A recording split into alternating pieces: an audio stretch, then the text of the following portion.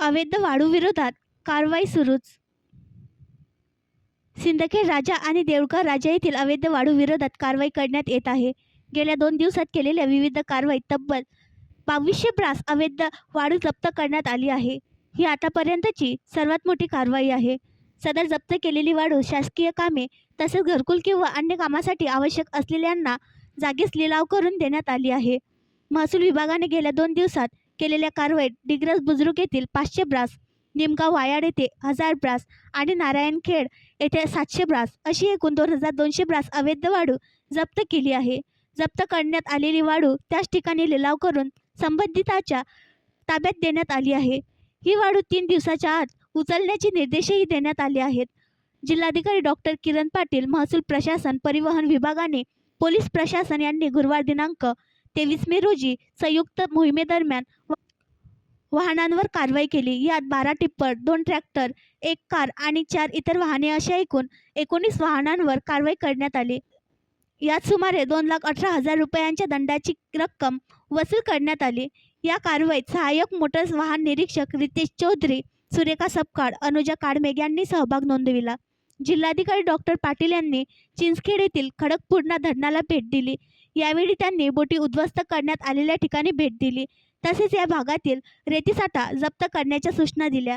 जिल्हाधिकारी डॉक्टर पाटील रेतीसाठा जप्त केलेल्या डिग्रस येथे सकाळी 11 वाजता परिवहन आणि महसूलच्या चमूसह भेट दिली.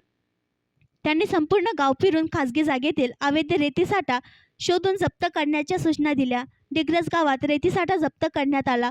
तसेच जिल्हाधिकारी यांनी निमगाव वायाड गावातील रेती घाटावर जाणारे सर्व रस्ते तोडण्याच्या सूचना दिल्या. परिवहन विभागाने नंबर प्लेट नसलेल्या गावातील वाहनावर कारवाई करण्याच्या सूचना दिल्या.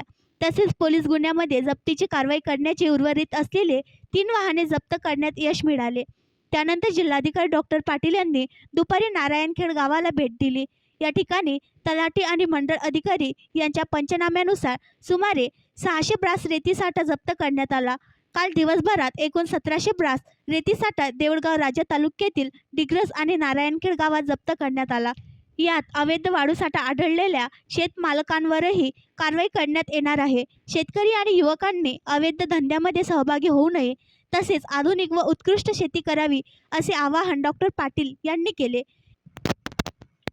जिल्हाधिकारी डॉक्टर पाटील यांनी चिंचखेड येथे भेट दिली. या ठिकाणी अवैध उत्खनन करणाऱ्या बोटी आढळून आल्यास त्या नष्ट कराव्यात. तसेच अवैध वाहतूक करणारे रस्ते खोदून बंद करण्याच्या सूचना दिल्या.